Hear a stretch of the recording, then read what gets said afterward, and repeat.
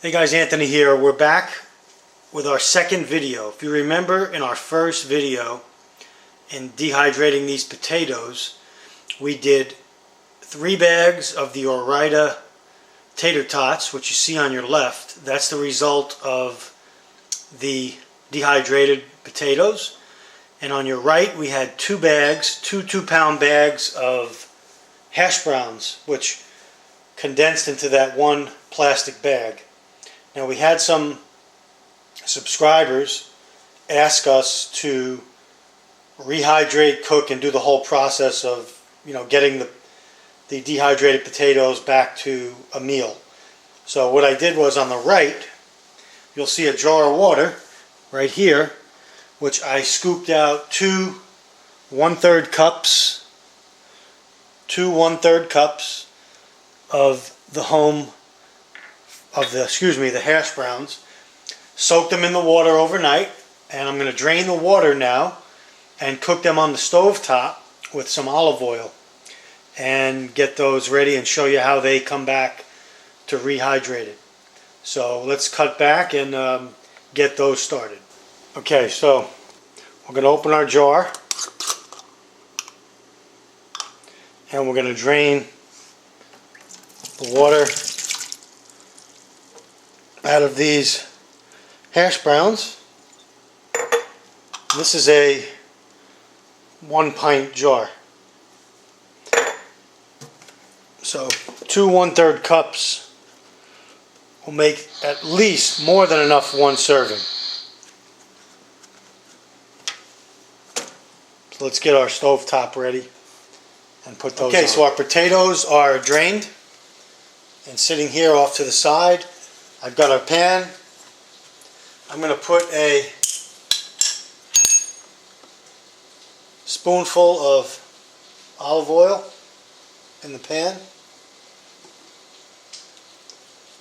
Heat it up and put our potatoes in and get them cooked up. Now guys, once these are rehydrated like they are now, and if you had to, you could put them in, you could eat them as they are, heat them up in your canteen cup with some water and salt and pepper them up and eat them. They're ready to go. I'm just showing you on the skillet here how to cook them up also. So here we're going to just put our potatoes in here.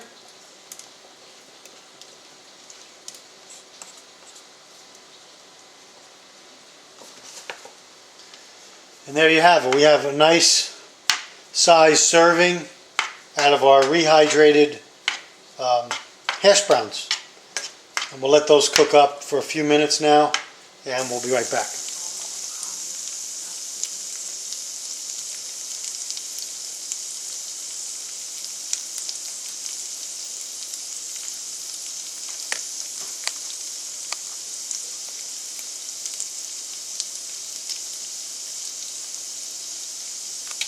Okay everybody, it's been about 8 minutes since I've had these on the skillet on medium, you can see. I'm going to plate them now, put some salt and pepper on them, and then we'll give them a taste. And there you go.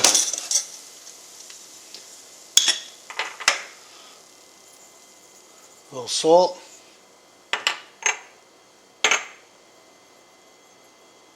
A little pepper. And whatever your other side dish was going to be, or your main course, whether it's eggs, chicken, what have you, ham, bacon, sausage, these are ready. They're nice and soft. And again, if you like them more well done, you just keep them on longer. But let me give them a taste. Here's a close-up. These were dehydrated, rehydrated in a jar of water overnight, and then drained and cooked on a skillet in about 8 minutes. And I'm going to taste now. Excellent. Just like they were out of the bag when you bought them in the store. So, frozen to dehydrated to rehydrated to ready to eat. And there you go. I want to thank Bear Prepper. I'll put her link in the description box. If you guys haven't checked out our channel, check it out. Very knowledgeable in prepping, and especially in the fields of food prep and homesteading. Very, very knowledgeable. She helped me out a great deal. I had some questions for her, and she helped me out and responded quickly. And so I'll put her YouTube channel in the description box. You guys check her out and subscribe to her when you get a chance. It's Bear Prepper. Okay? Thanks. Alright guys, we're back with the potato tots. And what we're going to do with those, before we bake them, this is the potato tot after they were dehydrated. We're going to take out a couple of scoops in our measuring cup, place them in a bowl with some water, let them soak for a while. Then we're going to put them on a baking sheet and bake them for about, a half hour. So I'm going to take 2 cups.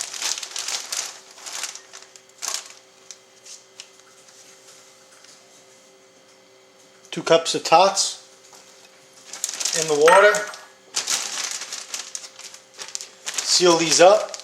Now the rest of these items are going to get sealed up in a vacuum sealer, and they're going to get put in storage, but I'm just showing you the whole process from dehydrating to rehydrating. So we'll let those soak, and then we will be back. Place them on our cookie sheet and bake them, and then we'll do a taste test. So there's 2 cups soaking in the water. Okay, we got our tater tots that were soaking in water for about 20 minutes. I'm going to drain them out and then place them on our baking sheet and process them for baking. So we'll drain off the excess water. And remember, these were dehydrated tater tots. So we'll let this drip down for a little bit, and then we'll get our baking pan ready and get them ready for the oven. Let's turn our oven on to 350. We got our tater tots drained, sitting out on our cookie sheet. We sprayed the cookie sheet with some Pam. Our oven is preheated to 350, as you can see.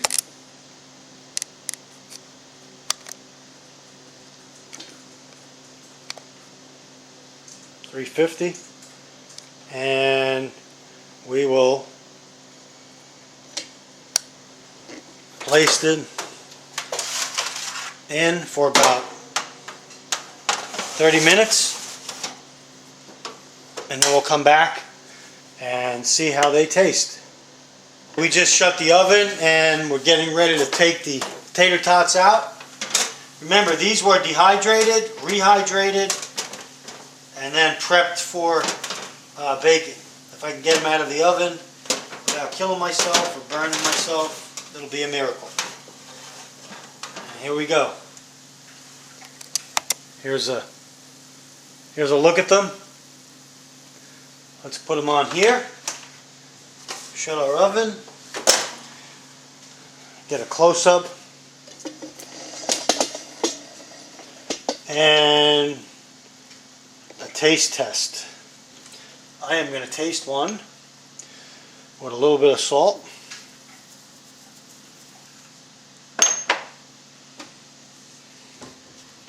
I'm sure it's going to be hot.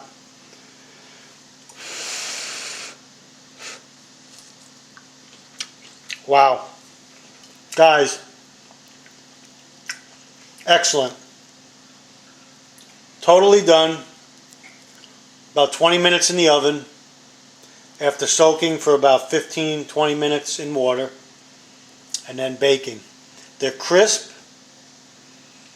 they're fluffy, they're light, they taste excellent. So there you have it, guys, from start to finish. Tater tots. Thank you. Give it a try at home. Let me know how you do. Send us a comment or post a video of your own. Okay, thanks. We're going to vacuum seal the remainder of this 2-pound bag of hash browns. So So what I did was I just sealed my bottom edge of the vacuum sealer food saver bag. Now I'm just going to lay this out on the baggie just to measure out how big of a cut I need to make with my scissor in order for these to seal down properly. So I'm going to cut right about here.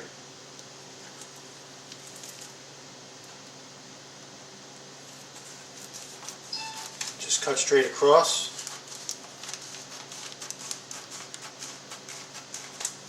Okay. Then we're going to transfer our hash browns into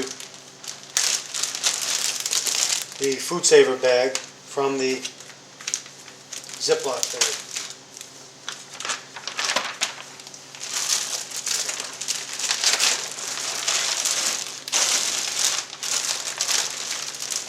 Without spilling them all over the floor, of course.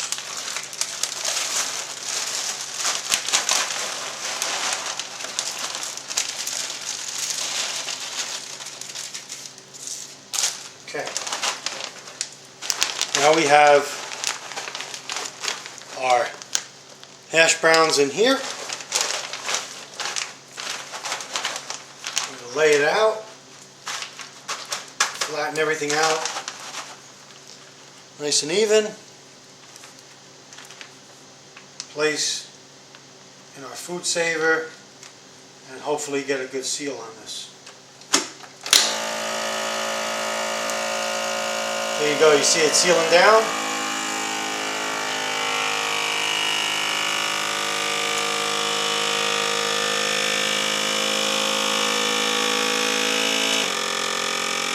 And it looks like we got this one on the first try. There you have it. The remainder of our 2 pounds of hash browns are sealed. We'll date our bag and we'll put it up in a Mylar bag, or we'll put it in storage in a 5-gallon pail. Okay? Alright, next we did the same thing with our vacuum seal bag. I double sealed this bottom edge, as you can see here. If the camera could pick it up. And I'm going to lay out my bag of tater tots now that I wanted. These are dehydrated tater tots, and I'm going to just measure out about how much I have to cut. So I'm just eyeballing right now, and then I'll make my cut.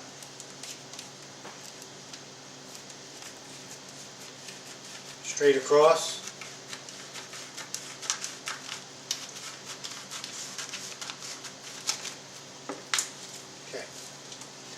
That aside.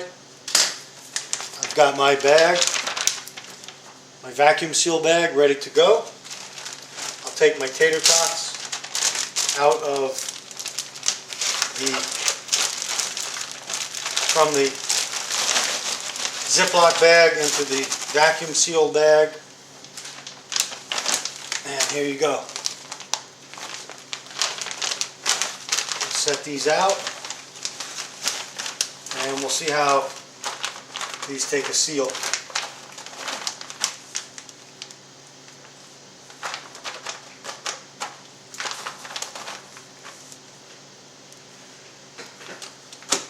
There you go.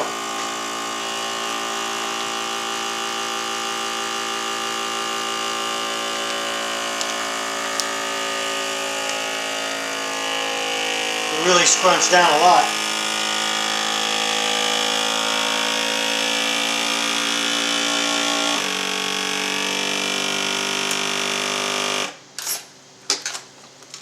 Okay, and there you have it. There's your tater tots. We'll label them with today's date, what they are, and again, they'll go up in our long-term storage. Okay, there you have it, guys. The remnants of our 3 bags of Ore-Ida tater tots and 2 bags of frozen Ore-Ida hash browns. And there is the finished product, vacuum sealed and ready for storage. Again, name and date on each bag, and ready for our long-term storage.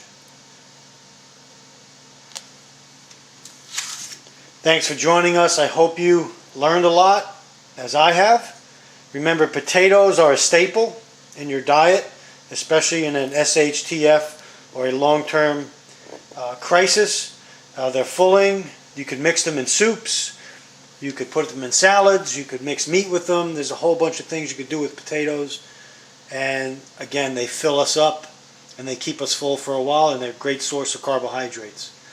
So the main thing is, guys, is to get started. Get out there, get a dehydrator, get a vacuum sealer, and start your preps today.